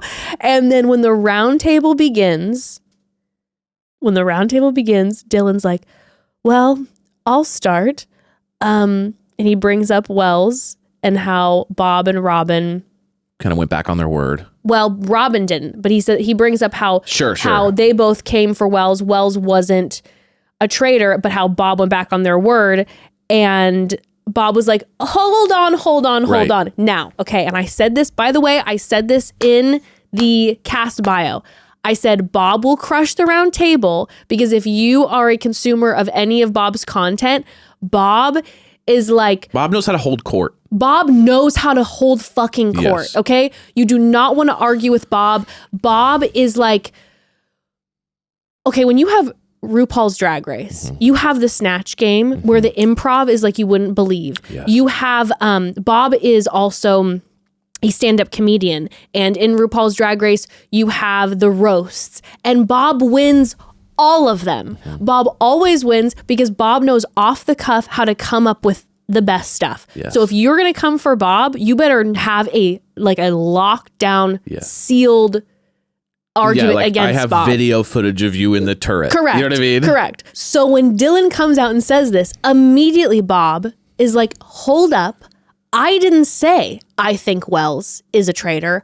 No one was talking, and I said what I've heard everybody talking about in the castle is that Wells is a traitor. So why are you pointing fingers at me? Okay, and then that's who Bob goes off on. Bob then goes off on Dylan saying, if you think that you've got this all figured out, you are arrogant. If you think anyone knows this puzzle, this is chaos. I came here and I floated out an idea because I heard about Wells, and you're gonna now come at me and say that, oh my God, he ate Dylan up. Goes, Bob ate the Dylan puzzle thing, up. he's like, I always say how do we have all the pieces to solve the puzzle? You're just throwing all the pieces out and say you got to figure it out. And he goes, "You're misguided. That should be your drag queen name." Welcome to the stage, misguided. Which was okay. So here's what I'll say about this: so funny, so good, so iconic, complete hot air. You know what I mean? Never actually said a reason why he wasn't a traitor. He literally just was like, and here's what that's not true. I'm saying though. in general, Bob just kind of said a bunch of epic things. But if Dylan would have stood up for himself a little bit more, and sure. Listen, we're all in this together. We all don't have all the evidence, but I'm going, of all the people you kind of seem to have, here's some ideas. Just like we got rid of Wells over nothing. We have more than nothing on you. Here's some concepts, at least for us to discuss. And Bob came at him so hard that everyone almost was like, I don't want him to come at me. Everyone was just like, it's like he kind of like let it be known, if you come for me, I'm going to rip your head off. Yeah, you better know. Just know. And everyone kind of thought, that's an interesting thought by Dylan, but I'm just going to let him take the brunt of this and see if I can survive to next week. That is what I legitimately think happened. Oh, no. Bob, like you said, Bob holds court. Yeah. And Bob made it known in that Bob made it known in that round table that if you're going to come for Bob, you better have photographic evidence. And something I also like that Bob did is that Bob defended himself before the round table like a faithful when he freaked out to Jeremy and the other people when he was like, oh, that boy's never going to speak again. Because a guilty person would be like, what do you mean? Yes. Oh shoot. Okay, I gotta figure out. No, when Bob, but he's like, "Are you kidding me? That means No. like I'm faithful. I don't want to get taken out of this game. I'm having so much fun. What are you talking when about?" Bob, that's very true. And also too, when Bob was like, "I'm gonna go talk to Dylan," and they were like, "No, don't talk to Dylan. Talk to Dylan." Exactly. It was very faithful like, energy. I'm faithful. What do you mean? You're getting rid of me? Yes, You know it what was I mean? very So- faithful energy. But the misguided line, Yeah, I welcome mean, to the that's stage, just- misguided. you can't compete. That's top 3, if not top lines that have ever happened on the that's- you can't Traitors. And compete that's why I with- told you Bob's the best person Bob's on the gonna show have the lines of all time. While this is happening, though, we have Gabby that brings up Tony. Okay. She says, Tony randomly said that it was Chriselle and then that it's Bob Harper. Why? You have no evidence. It's just because like what you felt like Chriselle was acting weird and then you were upset because Bob Harper was like defending some of us who are Right. willing to sacrifice and you're not. And then Bob Harper was like, yeah, Tony, you've been so quiet for the last few days, which is so sus because you came in hot and then all of a sudden you're super quiet post Traitors. What's that about? And we do have Jeremy who's like, hey, I have known Tony and Tony betrayed me and he ruined my thing, but I don't think Tony's a traitor. Right. Jeremy, very good player. Yes. Also, we hear Jeremy say he's sus about Danielle in the ITMs and to people, but Jeremy's like, I'm not bringing up Danielle until I have more evidence. Yes. I'm not going to go and be the one to be like, I think it's this person. Jeremy's been really until I strong have because more. he's been very vocal, but has not been really sus. No. So it's kind of interesting how like he's attacked multiple people. He's told Bob, he's told other people things. He's ratted people out, and yet he still has remained kind of untouched. Yes, I think Jeremy's going to be a top player here. Also, too, what Jeremy has going on for him, like you were mentioning with Bob, Jeremy's very likable. Yes. Very nice guy. Very likable, yes. A lot of people like him. A lot of people trust him. That's a huge thing is being likable that people don't talk about. He's very, very warm. But then the big guns came in because then Boston Rob was like, here's the thing. I gave Tony my shield. All right, I'll reveal it. Tony's the person who I gave my shield to. And since I gave him my shield, not a word. No thanks, no conversation. And though obviously Boston Rob knows Tony is not a traitor, such a good argument because you'd think logically, if someone gave you a shield, you'd be like, you're my ally and I want to commiserate with you. I want to talk through. Let's kind of form a group together. And so the fact that Tony hadn't talked to Boston Rob since the shield was a great argument. Yeah. And because of that, because Gabby brought it up, Harper then brought up those arguments. Robin was like, Alan's going to choose someone good. You're a 2-time Survivor winner. And then Boston Rob came in with the katana and was like, hey, you didn't talk to me. It was a landslide Tony vote. Well, I thought it was a landslide. My personal it was the Gabby layup and the Rob slam dunk. Yeah, 100%. Gabby brings up, and then kind of everybody's kind of going, oh yeah, and then Rob with the slam dunk revealing a secret. Yes. Which was huge. I gave him a shield. But he goes, oh, really? Yeah. And he never came up to me. He hasn't talked to me once. It's been weird. He smelled blood and he goes, I got this. And he got this. And I will say, I do think that Boston Rob will betray some of the traitors. Yeah. But he was saying, I was like, I don't want to right now. Right. I got to keep the traitor strong Smart. right now. And so I'm going to have to screw over Tony, who's a friend, who's another Survivor player with me. And I'm going to do this little reveal. And he crushed that full landslide Tony vote. Side note, Bob the drag queen, genius move, voted for Iva. Yes. So because Bob voted for Iva last roundtable, continues the Iva vote. Basically and is like, saying we should keep an eye out for well, this it's guy. like, I'm sticking by Iva. I voted for Iva last time. I'm sticking by Iva. Something's off. And I'm going to keep getting Also more smart evidence. To go against Dylan's concept that he switched, like when he switched Exactly. as well. So it's like that's 2 in a row. Bob didn't make it emotional by then all of a sudden putting Dylan's name down. Yeah, exactly. Because an emotional move. Because because Bob even said, I don't think you're a traitor, but you're really pissing me off. Yeah. But instead of doing the emotional move and just putting Dylan's name down because Dylan put Bob's name down, Bob was like, I said I brought up Wells' name last time because a lot of people were floating the name around, but I didn't vote for Wells. I voted for Iva because I think something's off about Iva, and I'm sticking with Iva, and I'll get more evidence about it. So where I think Bob made a mistake is it after when he then goes to Dylan and he goes, good gameplay. Like that. I thought that was genius. No, I thought it was the opposite, because I feel like now it almost, you can't believe what Bob's saying, because Bob put on a whole show of passion and then afterwards goes like, good game. No, I thought it was so it's a little bit like, to me, it was a little bit disagree. like, ooh, like now we know he's just playing games. I know I'm a simp for Bob, but I fully disagree, because I think then what Bob did was Bob went up to Dylan and was like, okay, shake it off. Yeah, I'm frustrated with you right now. Yeah. But, just wanted to say, I'm not a traitor. And I think that, that was so good. Bob was like, I know you're not used to people like me. I know I'm loud and maybe I'm different, but I'm not a traitor. I thought that was brilliant. I thought it was interesting. I'm telling you, I just think if you would have kept the same similar energy the whole time, there's a little bit there of like, okay, he's being honest. But when you kind of then back off and then all of a sudden be like friends, but then if you keep up that energy, then you're making immediately enemies. So then whoever Dylan's crew is, Dylan, but I guess for me, I would smell Dylan is not backing off. He's not going to be my friend. He thinks I'm the one. So the more that I can just kind of keep up the idea that like I'm hurt. Dylan isn't backing off. Dylan said, I still think it's Bob, but I'm going to lay low for right now. Yeah. So because he's like, I didn't get the bites I wanted. We'll see. Yeah, we'll see. But Dylan's going to be cooking against Bob this whole time. That's why he is Dylan can smell it. Enemy number one. But so yes, they do end up getting rid of Tony. Yeah. And Tony is devastated. Yeah, I'd be devastated. A huge player that they got rid of. And he does say that Rob's a sellout. Yeah. He's like, sellout. Which is, not true. I mean, did you mean because he didn't stick with the survivors? Like, I guess, yeah. That's but what then started an interesting conversation after that is that because Tony was super emotional and did say that Boston Rob is a sellout, there was then a conversation with Jeremy and Derek, and they were saying that Tony, they've seen him at the peak of Survivor, and he never gets emotional like that. So now they're like, we've never seen Tony like that. We need to be scared of Rob. Why? What happened behind the scenes? I think that they're probably cooking in their minds that Boston Rob betrayed him in some way. Mm-hmm. Like they thought maybe they had an alliance and they're going to be more suspect of Boston Rob because of Tony's response and knowing how Tony normally is. Agreed.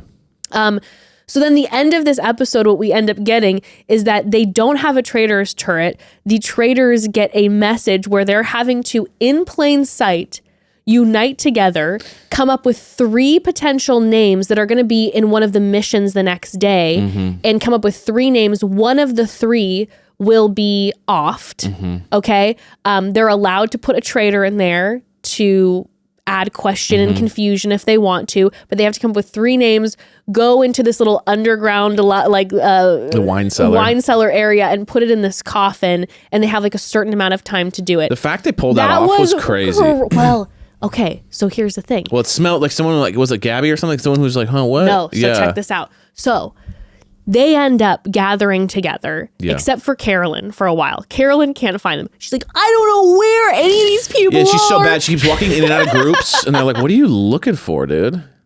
She's like, oh, never mind. In and out, and they're like, what is happening with Carolyn right now?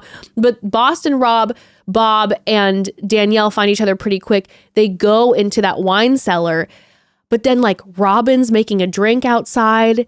And I'm like, you guys be quiet. Like, shh, they can hear you. And they're in there debating. They're trying to figure out who they want to put in. Bob really wants to put Carolyn in there. Boston Rob is like, no, I don't want any traitors in there at all. Danielle wants Jeremy in there. Bob agrees. Let's put Jeremy in. They're going back and forth.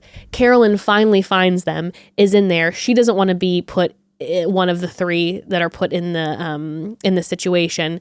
And so they're debating. They come to a decision. We don't know who the 3 is that they're going to choose.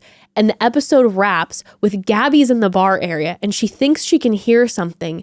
And then Danielle and Carolyn walk out first of the secret hiding spot. Gabby sees them. Yeah. They close the door behind them, which, by the way, very gracious traitor move. Yes. Because they were like, okay, Bob and Rob, at least Gabby won't see all of us coming out together. Because, Evan, imagine Gabby sees the 4 traitors walk out. It's like, there are all the traitors. Gabby just saw 2 of the 4 traitors. So we're left on this cliffhanger of Gabby looking straight into the eyes of Carolyn and Danielle, almost also Boston Rob and Bob, and who knows, maybe they'll both pop out too. And will Gabby be the holder of all the secrets and be like the one who knows what's going on?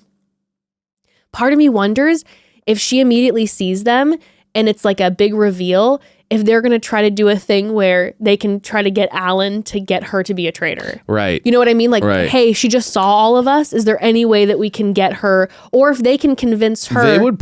I bet there's moments where like that happens in the show and then they like do these tweaks where like all of a sudden they like make some, like they change the plot when someone like blows it. You know what I mean? Because if Gabby was like, by the way, I saw all 4 of them in the secret tunnel, then they could get voted off in 10 seconds. So it's interesting to be like, I wonder if there's ever been a couple in some of these seasons where like someone blew something and they go, hold on, grab her, get her out of there, make her a traitor, you know, do something like that. The question will be if Bob and Rob stay behind that door and Gabby only sees Carolyn and Danielle, is she going to be like, duh, they're traitors? Why are they alone in that room together? Right. Or will they convince her like, hey, we were just kind of having a little moment together. We went down there, da-da-da-da-da. She's a smart woman. She's going to be like, these two are sus. Something sus. Will she convince everybody to get rid of the two of them? What if they get rid of Carolyn and Danielle right away? That'd be crazy. Because Gabby's like, yeah, I saw them. Yeah. And... well, how do you attack 2 people at once? You can't. Well, you can't, but you're like, we'll get rid of them slowly. But then they can't then off Gabby. Right. Because then it'll be obvious. I don't know. I'm like, the way that ended, I was so wedding. Yeah, brutal. I feel like it would be really, really an exciting move if she really did see them, if it wasn't like a trick of the camera, if Alan then offers to Gabby to be a traitor. Yeah. That'd be sick. That would be dope. I would love Gabby as a traitor. Gabby would be a great traitor. And then Gabby's got the Bambies. She's already in with the Bambies. And Nikki and Chriselle are like, oh, Gabby's all good. And everybody loves Gabby. She would be a great addition. Agreed. So. Agreed. Anywho. Great first 3 episodes. First 3 episodes were fantastic. I think I could be wrong, but I think it's like 1 episode at a time now coming out. So I could be wrong. I mean, it's a lot to recap 3 in 1 episode. You know, you kind of have to like brush over a lot. So. But I don't mind the single episodes coming out. I think it might be 1 at a time now. We shall see. But family, again, on Friday, tune in. Cast Bios Part 1 time of year, baby. We love a cast bio. For Grant's season. Very excited for that. And then the following week on Tuesday, another Traitors recap, and then Part 2 of Cast Bios. And then we're into Grant's season. And then we are into Grant's season. I cannot wait. Me too. But we love you, family, so much, and we will see you on Friday, okay? Bye. Bye.